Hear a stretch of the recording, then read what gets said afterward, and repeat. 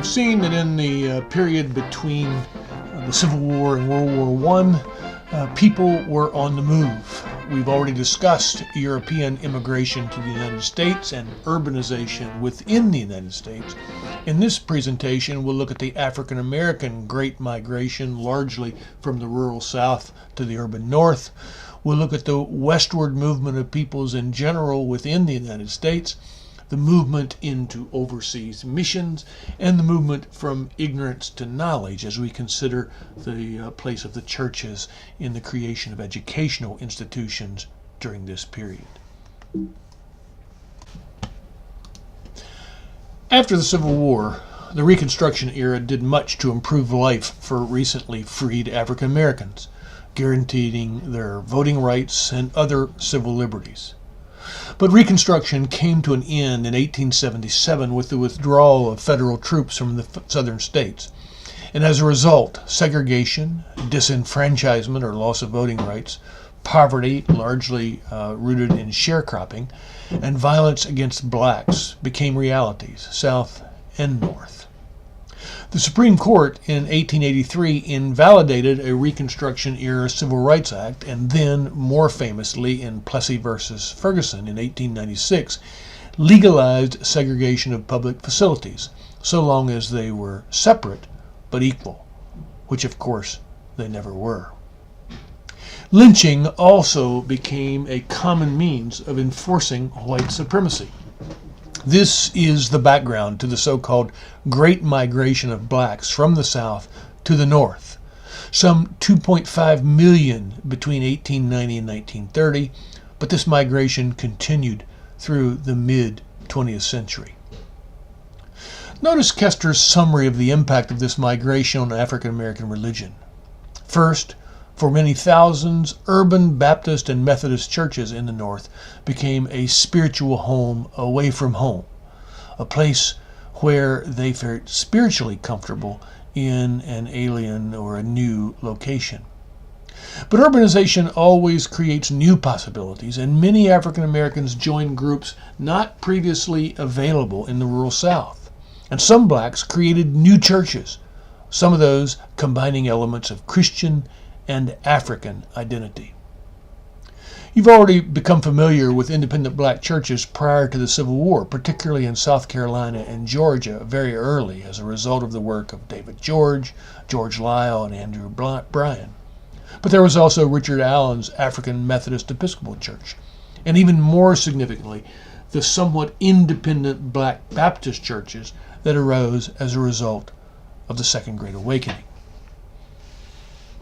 After the Civil War, Mark Null has written that blacks seized control of their religious lives. Particularly given the independence that local congregations typically enjoy in the Baptist church, this was often expressed in a black Baptist context. It's nearly impossible to exaggerate the significance of the work that newly freed slaves did in the creation of new congregations, new Christian communities in the decades following the Civil War.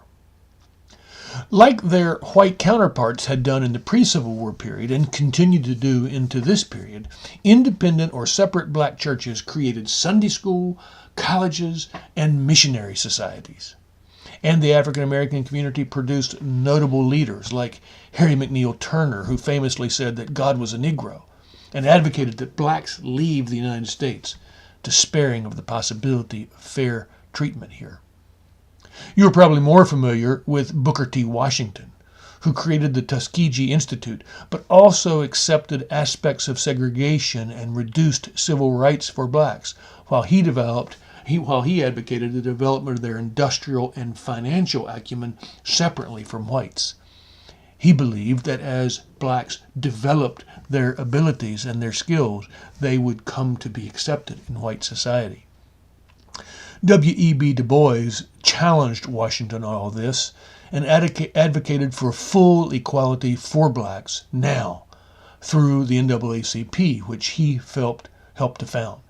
Du Bois was the first African American to earn a PhD and a significant scholar of African American life in the post-Civil War period.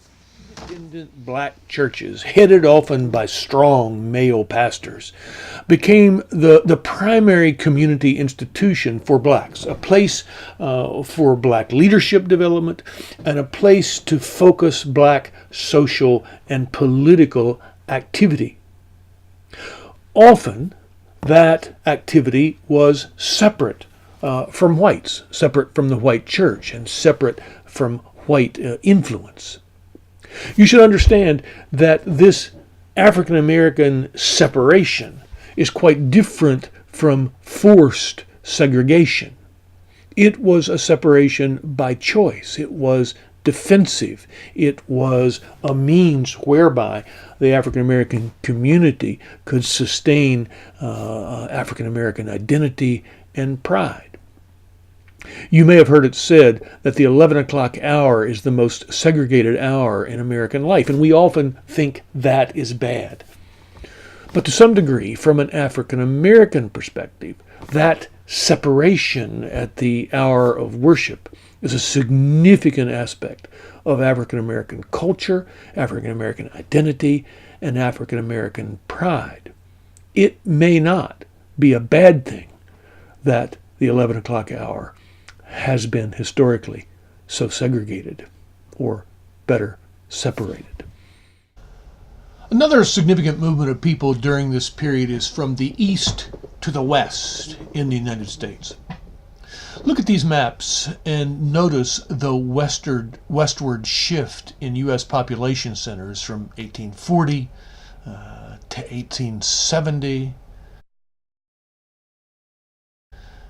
and then by 1910.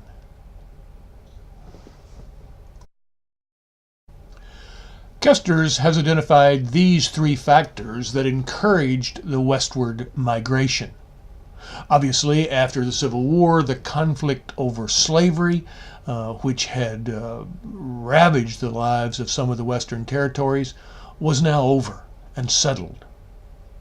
As significantly, a growing network of railroads made it easier to go west and easier to consider going west, knowing that one could fairly easily move back east or visit back east. And of course, very significant is the fact that tribal peoples, indigenous populations in the West, were gradually defeated in battle or subdued through starvation and then confined to reservations. It should be noted that many Christians accepted the idea of manifest destiny, that somehow God had chosen European Americans for conquering, inhabiting, and bringing the entire continent from Atlantic to Pacific into the United States. Of course, you understand that was part of the illogical justification for the near genocide of the indigenous population. Some Christians did try to evangelize those populations. One wonders if the dynamic wasn't similar to that which promoted the evangelization of slaves. It was easier to justify oneself white dominance if you could convince yourself it was ultimately for their spiritual welfare or their salvation, first the slaves, then the Native Americans. To their credit, some Christian missionaries to Native Americans were heroic in their defense of the indigenous peoples and opposed their mistreatment. For many Christian leaders on the East Coast, their greatest concern was about the white settlers rather than the native inhabitants. They saw the West as culturally and morally wild and sent pastor missionaries to tame that culture. And in many respects, they did, through the social infrastructure of Sunday schools, congregations, and hospitals they brought to the West. We should not talk about the Western movement of peoples without talking about the Mormons.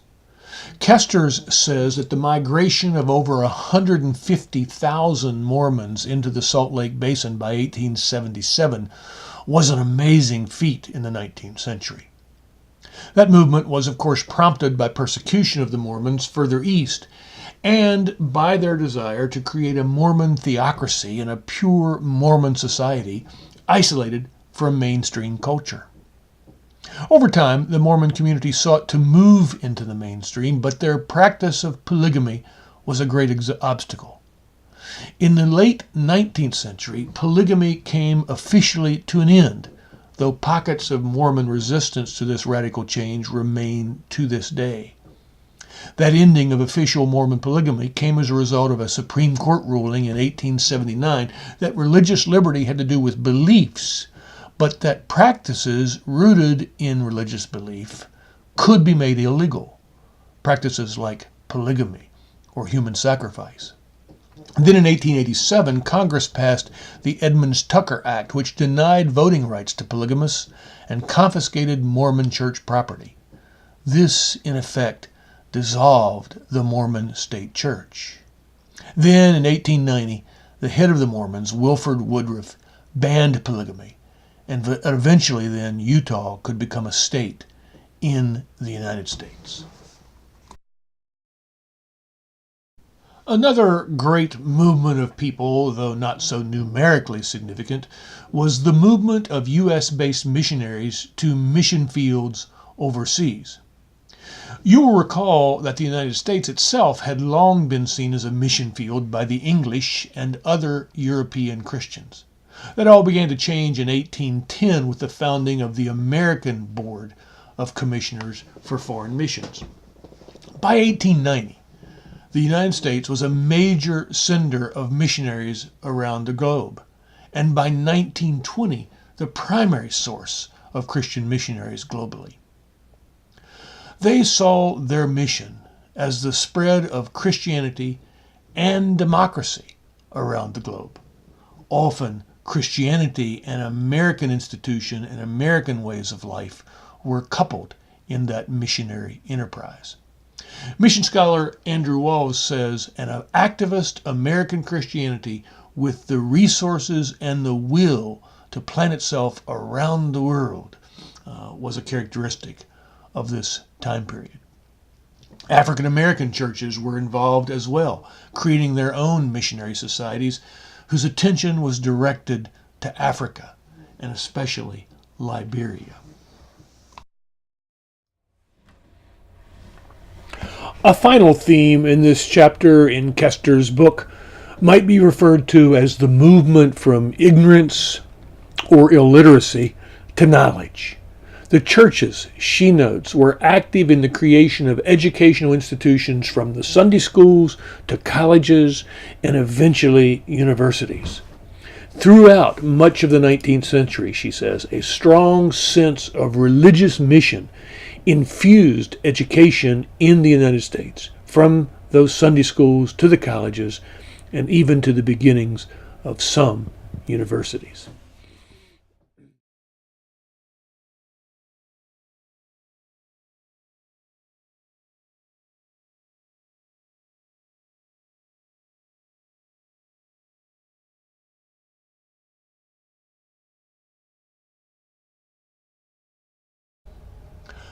We know, of course, that Sunday schools, typically begun by northern missionaries to the south, were crucial in Southern Reconstruction and the reconstruction of Southern education after the Civil War.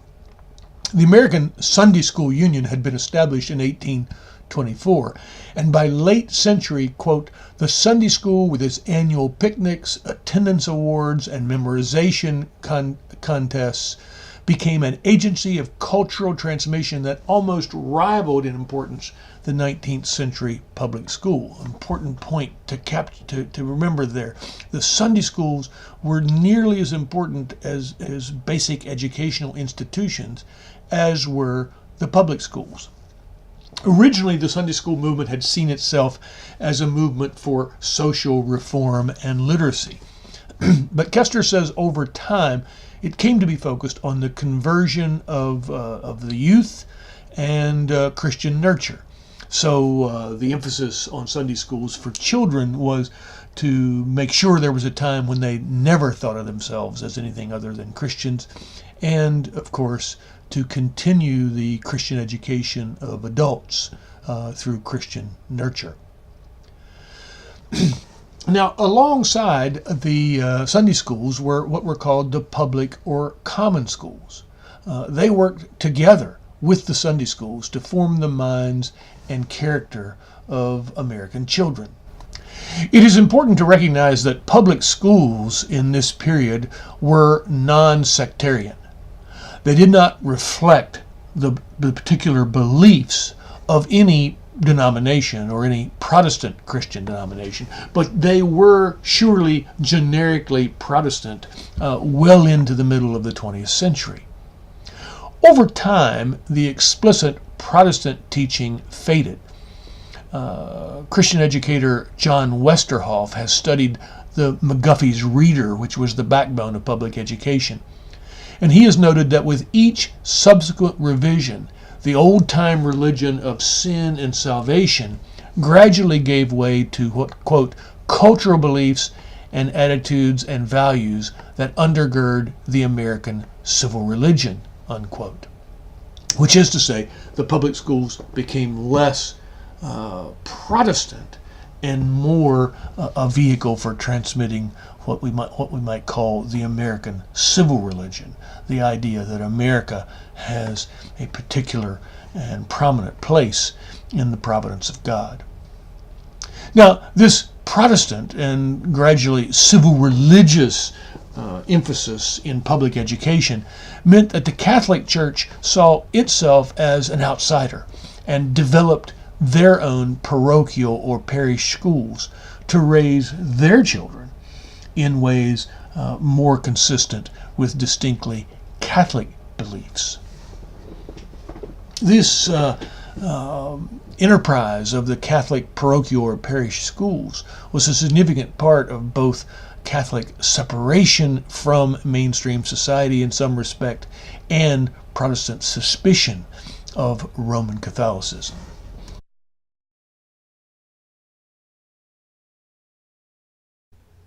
The church also had a prominent role in higher education. Prior to the Civil War, church-funded colleges that were explicitly religious were the most prevalent form of higher education. After the Civil War, state land-grant universities developed with economic productivity rather than character formation as their primary goal, and the church-related colleges that were older came to be known as liberal arts colleges. In addition to competition with the state-funded land-grant universities and their very different orientation, the historic church-related colleges got competition from the very first universities, funded largely by rich philanthropists like Johns Hopkins and University of Chicago by the Rockefellers and Duke by the Duke family. Those first universities typically at the beginning required chapel attendance and saw themselves as Christian. But over time, it was increasingly assumed that religion had no place in a university dedicated to science, objectivity, and productivity. Some church-related colleges became universities, but in those settings, Christian beliefs gradually merged into non-sectarian or perhaps interfaith liberal cultural ideals, according to Kesters. I think Shenandoah University is a classic example of this move that she identifies. Once founded with a solid Christian identity and for the purpose of shaping Christian character, Shenandoah University over time has become a university focused on professional development, but surely undergirded by what we might call interfaith liberal cultural ideals. Don't you agree? It should also be noted that the black churches were involved in the movement to found colleges. Fisk University, Allen University, Morehouse College, Spelman College, all great historic examples of the black church commitment to higher education. This should give you an adequate introduction to the great moving of peoples in the period between the Civil War and World War I. The movement of European immigrants to the United States, the movement of people to the cities within the United States, the great African-American migration from the rural South to the urban North, the westward movement of peoples, including the Mormons in the United States, our movement into overseas mission, and finally, the movement from ignorance to knowledge.